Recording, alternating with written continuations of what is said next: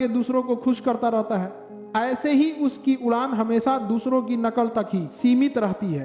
बाज कम बोलता है क्योंकि अपने आत्मविश्वास पर चलता है बाज, और उड़ता है वहां तक जहां ज्यादातर लोग कल्पना भी नहीं कर पाते। इसीलिए हमारी प्रकृति ने बाज को आकाश का राजा बनाया है कि नहीं। बाज की जीवन दर्शन से जुड़ी ये 5 अटूट बातें यदि समय रहते समझ लिए तो न सिर्फ आपकी सोच बल्कि आपकी पूरी नियति बदल सकती है। स्वागत करता हूं हमारे इस YouTube चैनल पर। आप सभी से हाथ जोड़कर विनती है, वीडियो नहीं उड़ता क्योंकि वह जानता है कि हर किसी के साथ उड़ने से उसकी ऊंचाई और गति दोनों प्रभावित होंगे। या तो वह अपने जैसे दूरदर्शी और ताकतवर बाजों के साथ उड़ान भरता है या फिर पूरी तरह अकेले ही आसमान को छूने का रास्ता चुनता है। समझे कि नहीं।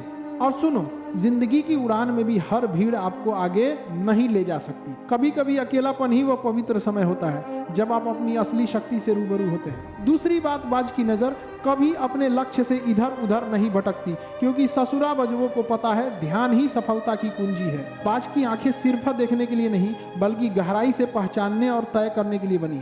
वो कई किलोमीटर दूरी से अपने शिकार को पहचान लेता है। एक बार निशाना तय हो जाने के बाद वह रास्ते में आने वाली सभी बाधाओं को अनदेखा कर देता है। चाहे आंधी हो, बारिश हो या ऊंचाई का डर, बाज तब तक नहीं रुकता जब तक शिकार हिट न हो। यही सबक हमें भी याद रखना है। कुछ भी हो, स्पष्ट लक्ष्य और केंद्रित ध्यान आपको हर मुश्किल से ऊपर उठा देगा। तीसरी बात, बाज बीते हुए कल को नहीं ढोता क्योंकि अतीत वजन बन जाता है। बाज कभी मरे हुए शिकार को नहीं खाता। पता है क्यों?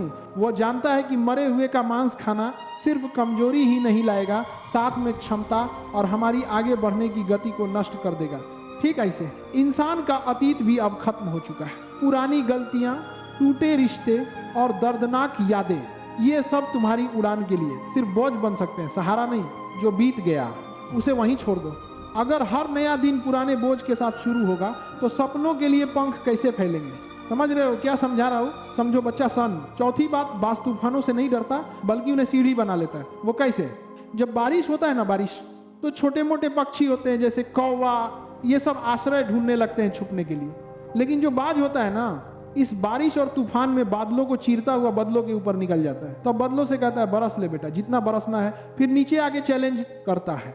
ऐसे जिंदगी में भी हर मुश्किल आपको तोड़ने नहीं बल्कि बनाने आती है। कुछ चुनौतियां आपको उस ऊंचाई तक ले जाती हैं जहां से पूरी दुनिया ही नई नजर आती है। इसीलिए बेटा हमें परिस्थितियों से समझौता नहीं करना चाहिए। पांचवी बात, बाज आराम को दुश्मन काहे मानता है?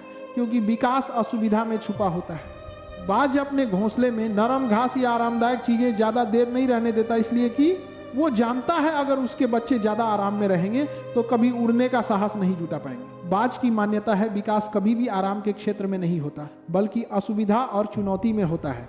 दुर्भाग्य से हम इंसान होकर भी अक्सर अपने कंफर्ट जोन में सिमट कर रह जाते हैं। याद रखिए, आज का आराम कल की कमजोरी बन सकता है और आज की मेहनत कल की उड़ान। ये मेरा अंतिम संदेश है, ध्यान से सुनना, कि उड़ान भरने का साहस आपको राजा बना देगा। अगर सच में ऊपर उठना है तो बाज बनने का संकल्प लो और अकेले चलने का साहस रखो। लक्ष्य पर टिके रहो, अतीत को पीछे छोड़ दो, तूफानों को सीढ़ी बनाओ और आराम से समझौता कभी मत करना।